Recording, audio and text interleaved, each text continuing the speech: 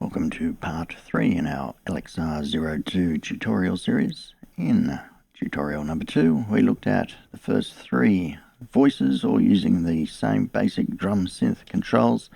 In this part, we'll look at the 3 remaining voices: the snare, the cymbal, clap, and the hats. Now, in very broad overview, the hats, and there's the closed hat and open hat, you can consider those as a little 3 oscillator FM synth. The clap cymbal is basically the same as the hats, except it gets a little Flam control ability, and the snare is very similar to the first 3 drum voices, except it also has a Flam and it also gets an added noise source, but in exchange it loses FM. There's no FM on the snare. Now, a quick way to compare the voices is to get on a parameter you're interested in this case FM, and then just click through the voices. So the first 3 voices, which are all the same, they share the same FM mode. You get onto snare, no FM. You get onto clap cymbal, there are 2 FM oscillators there with 2 gain controls, likewise for the metal.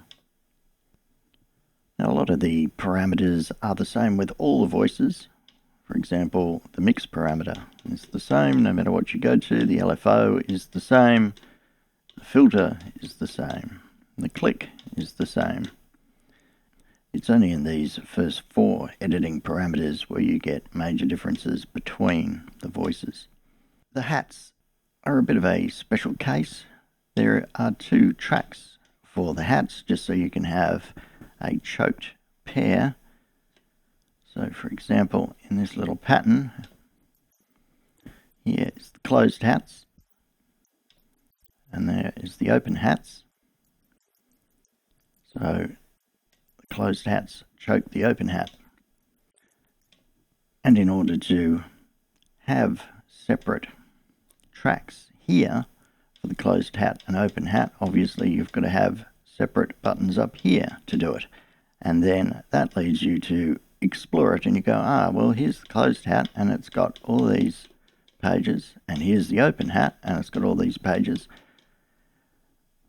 and you add it up and you go, well, there's 7 voices, but I thought it was only 6. Well, it is only 6. The reason why you've got 2 whole sections here is just to give you the step options for the closed hat and open hat. But when it comes to actually editing the sounds of the hat, it's exactly the same. Both of these voices are the same. So if you change one thing on the closed hats, for example, here's the tuning, it changes the tuning for the open hats as well.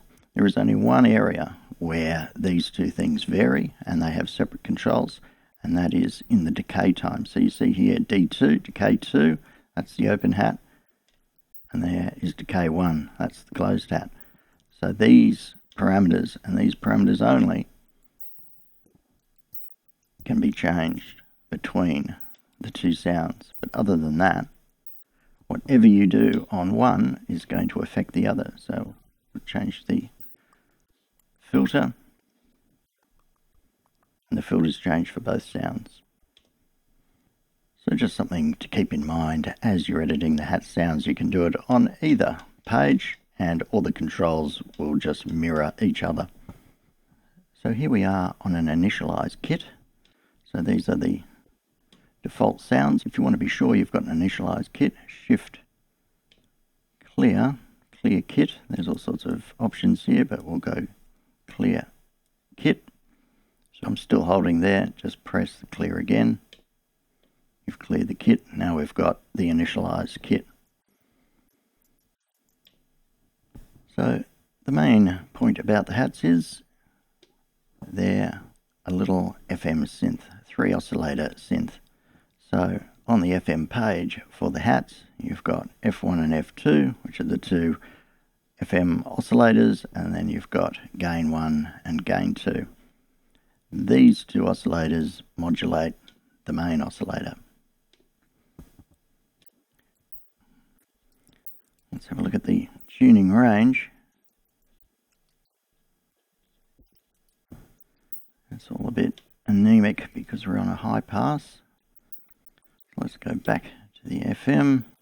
Now we could easily tune this down so they actually are in tune. For example, we know that 44 is C4.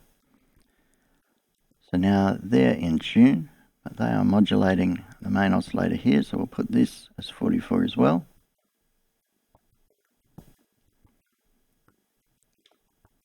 Open up the envelope a little bit. And on the open hat. And since they're just FM oscillators, we could tune them up and down, staying within octaves. Change the flavour of it a bit by changing the gain.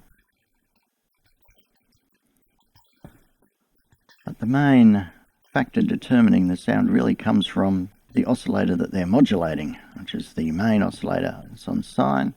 If we change it to saw, suddenly we're getting much more of your classic FM sound. Now by putting this particular voice to channel 1 and then instead of A4 for the closed and open, you could, for example, put this now onto any and play it across the keyboard. You could program it as a synth if you really wanted to. So there's the closed hat selected, go to voice, press voice again, and now we're into the step editing mode. We could just give some of these steps a different note value. So there it is, C#5. Make that C4, G, and these then will be an octave up, and let's make that one an octave down there. And now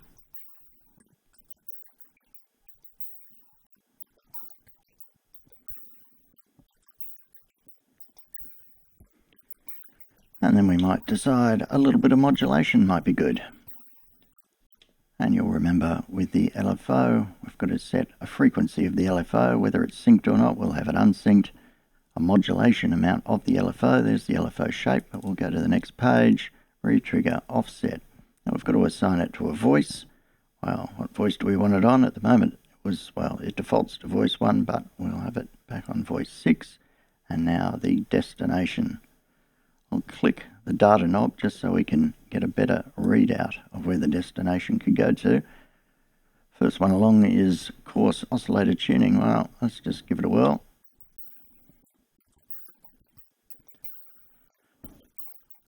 Not perhaps exactly what we want. Let's keep going. So the fine tune, perhaps a little bit more interesting. We could pump up the modulation amount.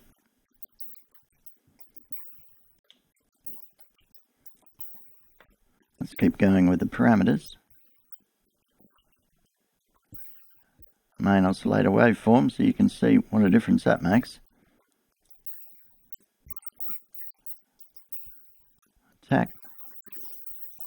There's the decay for the closed hat.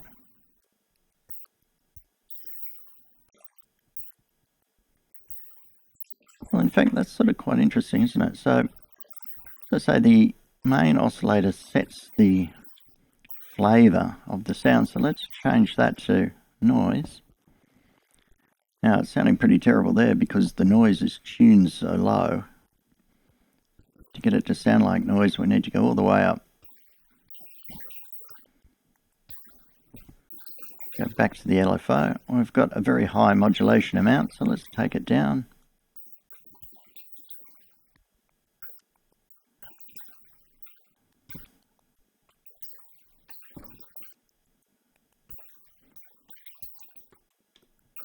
Let's give it a little bit more as a sort of bass decay.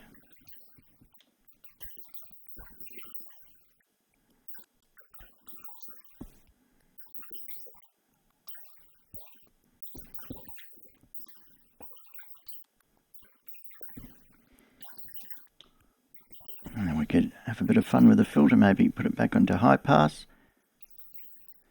And this is where the filter drive comes in. I think if you use the filter to take a tiny little slice of sound, then you can use the drive to really amplify that tiny little slice.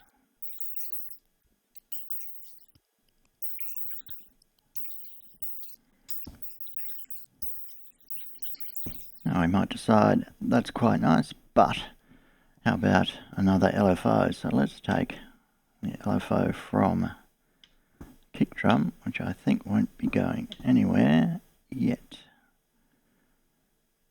So it is the LFO on the kick is assigned to voice 1, but it's not given a destination, so we know it's not in use, it's not actually doing anything. So let's assign that to voice 6. Destination. Let's see what other parameters we've got. Let's give it a burl as we go along. We might happen upon something amazing.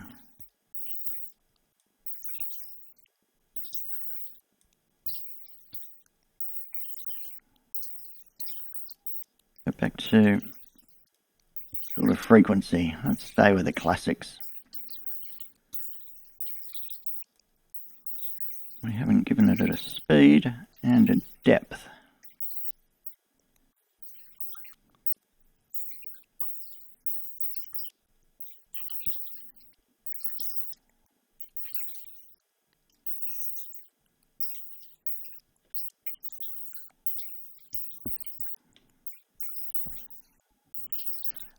Now, here is a classic mistake you can run into when you start assigning LFOs to different voices. So I'll be here, I've assigned the LFO, I've gone, yes, I'll have it onto filter frequency, that's great. And then your natural impulse is to go, oh, now I'll go to the filter frequency. But you're still on voice 1. So after assigning the LFO and tweaking the controls, you've got to remember, go to the voice that you've actually assigned it to. Now we can change the filter.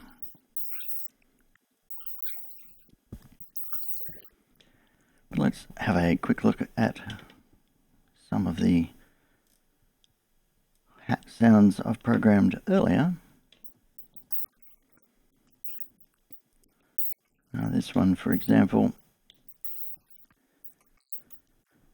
high modulation amount, random LFO, and it's going to F2, which is the second modulating oscillator.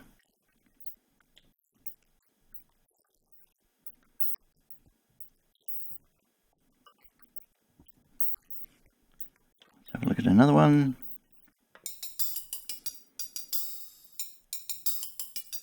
So there's a couple of things happening there. One LFO is going to the coarse tuning, so it's affecting the main oscillator, which is on rectangular waveform.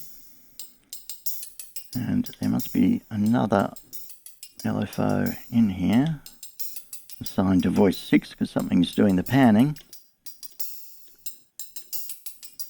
So I've taken the LFO from voice 2 and that's assigned to pan.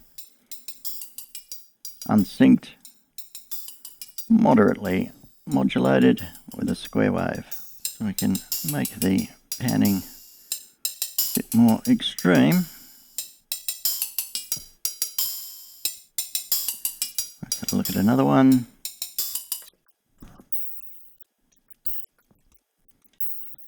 LFO here, high level of modulation, random wave shape, and going to coarse tuning again. Let's see what oscillator type we've got. Rectangle again. We can change it to noise. And with all this modulation that we're doing, so for example, if we go back to, is it this one I think,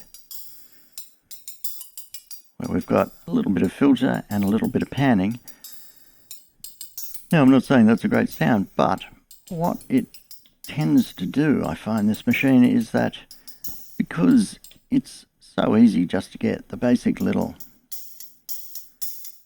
sounds down, and you've got these LFOs and all sorts of other controls, you tend to think, just having a static, usual sort of sound, that's pretty easy, but not quite enough. So you put in all these little changes just so it varies as it goes along, so you don't have that same old static sound. Well, let's keep moving along. There are the hats. Let's have a look at the cymbal. Back on the default kit sound. There is the default cymbal clap sound. And as you recall, the cymbal clap is really very similar to the hats in that the FM section is exactly the same. Where it gets a bit different is in the amplitude envelope section. We've got the Flam ability. So let's have a quick look at that. The way the Flam works is depending entirely upon these two parameters, the attack and the repeats. The repeats say, how many times do you want this sound to hit? So let's just say 2 to be modest, and the attack gives you the time period in which this number of hits will happen.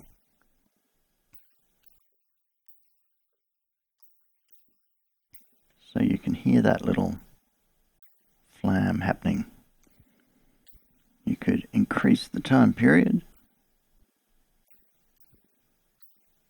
Becomes a bit looser. You could open it right up. And by right up I'm saying 10, but you can roll it all the way up. And it sort of becomes a bit haphazard and meaningless. Likewise, the repeats, you can roll them all the way up as well, but how you'd use these sort of repeats over an incredibly long attack would take a little bit of experimentation, which we'll probably get onto in tutorial 52. But for now, most of the goodness is to be had usually about 10 and under on both controls.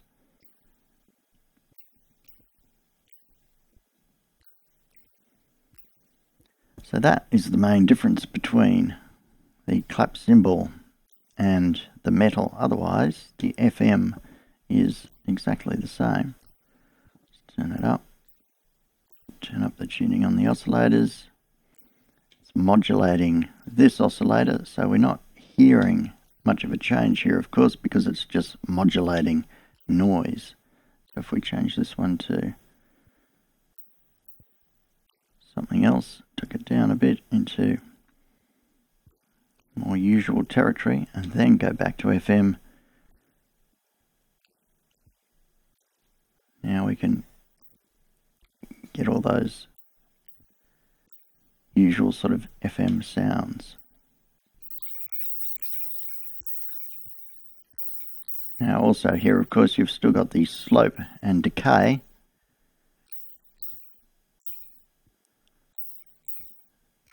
So the repeat and attack setting the flam amount, but you can then still play with the decay envelope as well.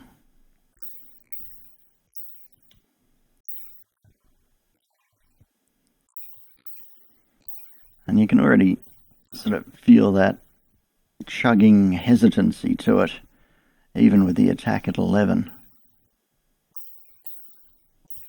And repeats at 5 once this goes low, it sort of sounds a bit much. So often just a little gentle flam seems to be the way.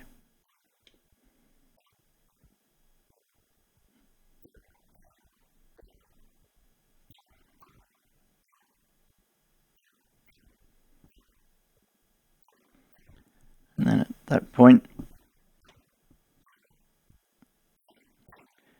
it's a bit of fine tuning. Maybe you'd add in a click.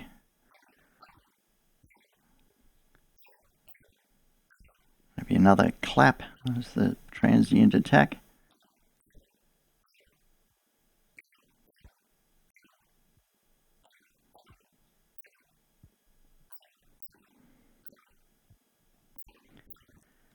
Now we could also try to get the LFO in and just see whether we can get the LFO. Let's leave it unsynced. Get the LFO to give a very gentle little modification to that transient attack, or not the transient attack, the attack envelope. So, whoops, there we are in the waveform. We don't want that, we want the destination. So,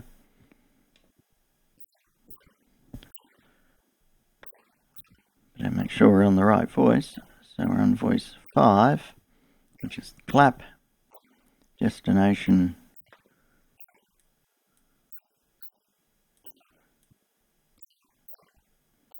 attack.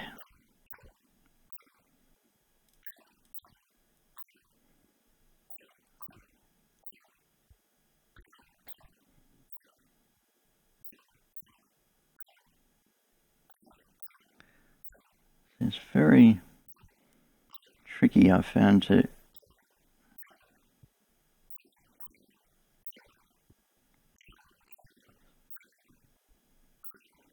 get a realistic sounding variation into that attack.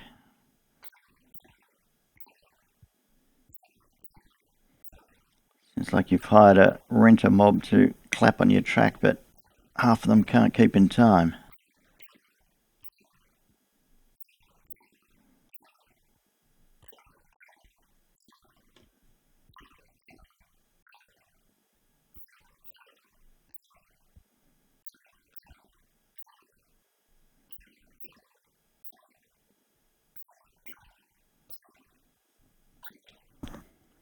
Let's load a couple of ones I've programmed earlier. Give it a little bit of hats for context.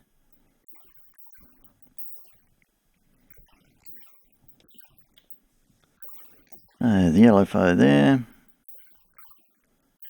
Unsynced saw down on the decay amount. Load another.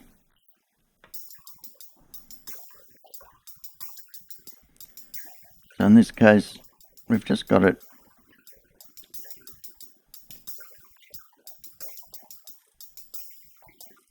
well, they're not doing anything.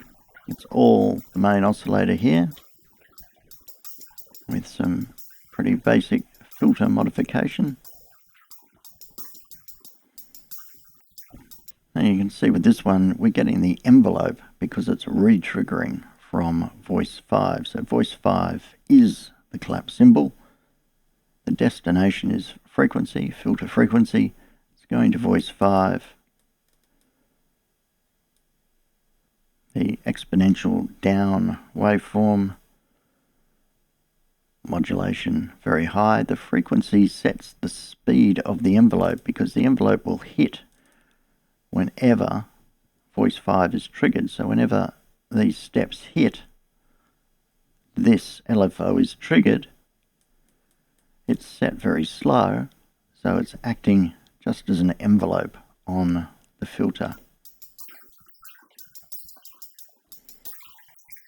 And we can see that even more obviously if we adjust the filter speed.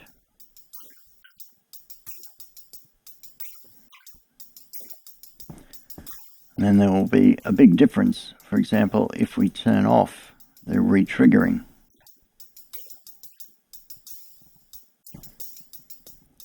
Because now it's just being controlled by the frequency of the LFO. So there's the LFO affecting the filter. It's an unsynced sound. But what a difference it makes when we re-trigger it from its own hits.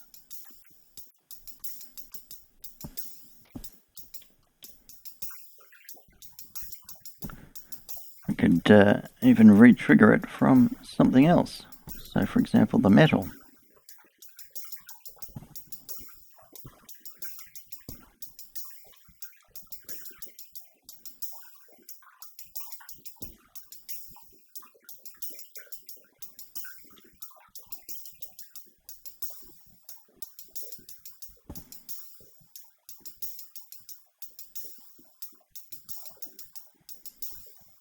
or maybe even a kick drum.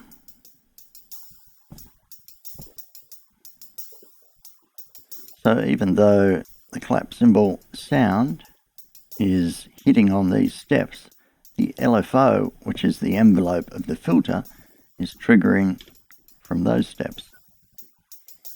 So we can change that.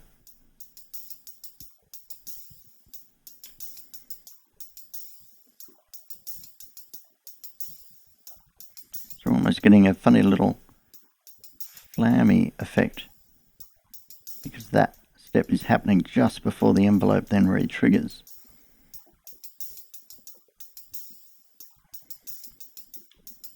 Maybe we could combine that with a little flam.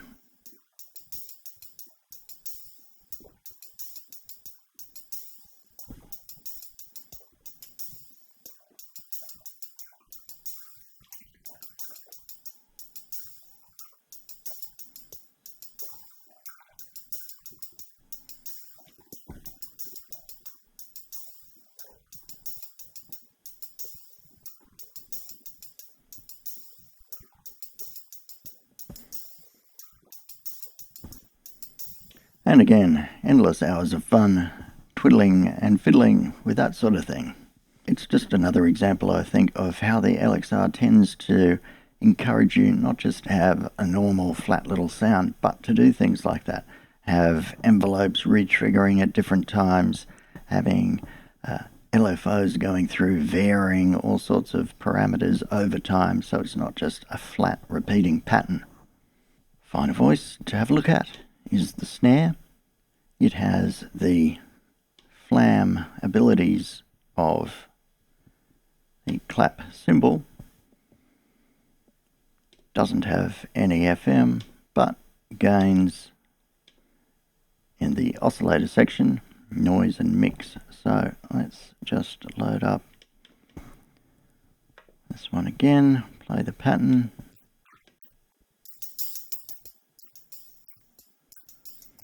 You can hear on this sound already that distinctive little flam effect.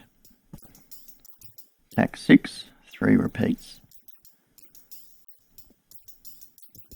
Let's just turn the flam effect off for now. So there it is back at its normal self. But you can see the little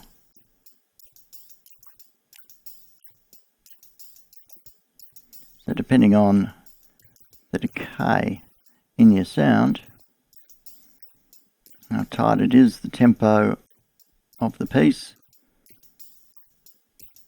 and how many hits you've got happening, have a lot of fun. But as I say, we'll turn that off for now just so we can have a look at the main oscillator.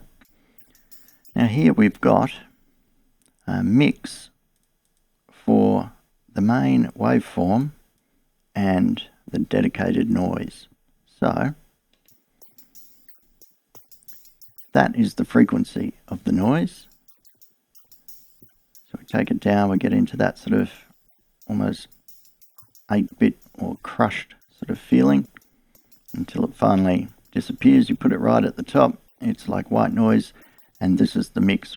And it goes from the usual 0 to 127 range, so 60 something is about halfway. So halfway there we're getting half the noise and half the main oscillator, and this, as we're familiar with by now, is the pitch of the main oscillator.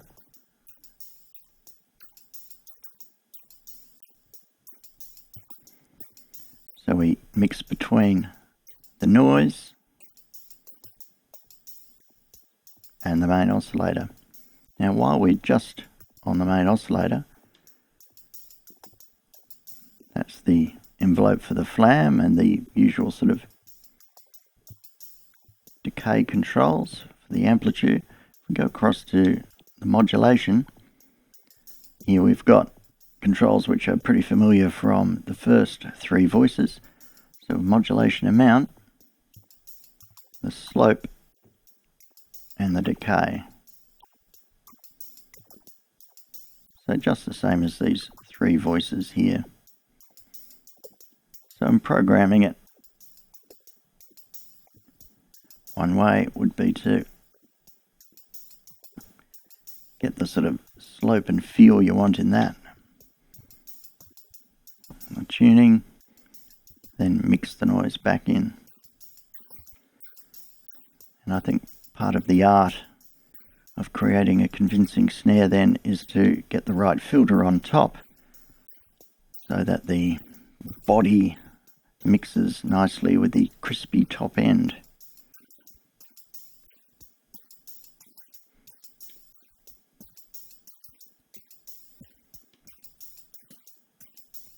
Certainly lots of parameters to adjust. Put the Flam back in.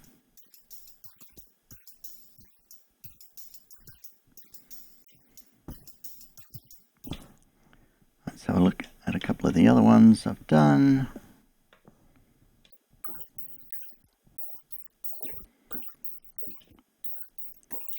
So no Flam on that one.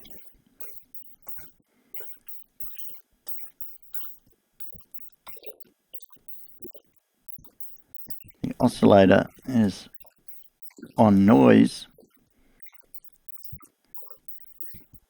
so we've got a noise oscillator mixing with noise, so we've got two types of noise, and the noise oscillator, or the noise amount on the main oscillator, is tuned a bit lower, so we're getting that sort of bit crushed effect along with the white noise, and then this is mixing between those two noise sources.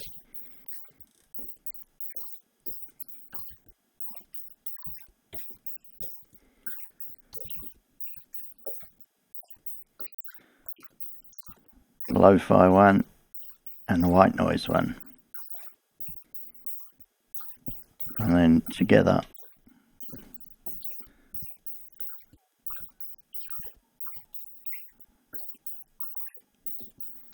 they're filtered there. Is the LFO doing anything? No. So maybe in this instance we could get the LFO doing something. Voice 4, unsynced, give it a moderate amount, it's on sine wave, destination.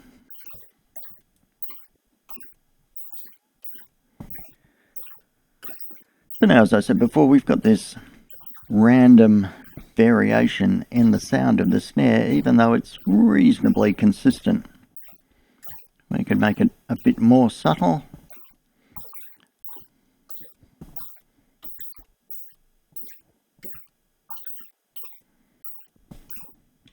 Or just to give that little bit of added interest so it doesn't feel quite so mechanical. So, put those three voices together.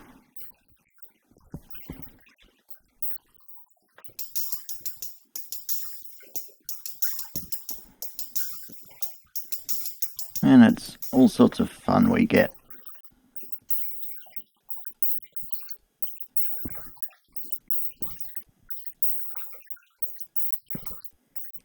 Next time, much more about programming actual patterns and the pattern generator. Until then, see ya.